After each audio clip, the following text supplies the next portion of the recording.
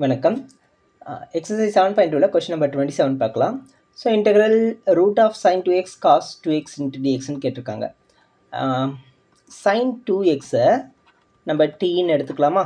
இப்போ டிஃப்ரென்ஷியேட் பண்ணி பார்த்தா என்ன ஆகுது பாருங்கள்.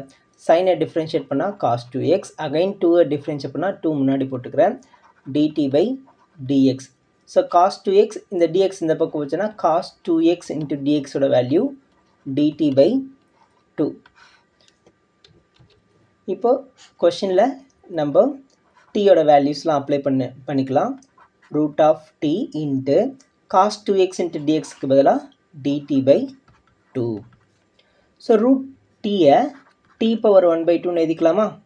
இந்த 1/2 நான் கான்ஸ்டன்ட் முன்னாடி எடுத்துக்கிறேன். அப்போது 1/2 டி பவர் 1/2 இன்டெகிரேட் பண்ணும்போது டி பவர் 3/2 டிவைட் பை 3/2 வருமா? ஃபார்முலா என்ன? Integral x power n into dx is equal to x power n plus 1 divided by n plus 1. இந்த ஃபார்முலா யூஸ் பண்ணிக்கிறோம்.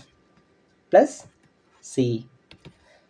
இப்போ இந்த டினாமினேட்டரை 1/2 t power 3/2 இந்த டினாமினேட்டர் என்ன பண்ணலான்னா நியூமரேட்டர் கொண்டு போயிட்டோம்னா ரெசிப்ரோக்கல் பண்ணிட்டோம்னா இது மல்டிப்ளையாக மாறிடும். ப்ளஸ் c இந்த 2 கேன்சல் பண்ணிக்கிட்டா 1/3 இன்ட்டு t power 3/2. t நம்ம என்னென்னு எடுத்தோம்? sin 2xன்னு எடுத்தோம். அப்போ sin 2x whole power 3/2 plus c. இதுதான் நமக்கான ஃபைனல் ஆன்சர். தேங்க்யூ.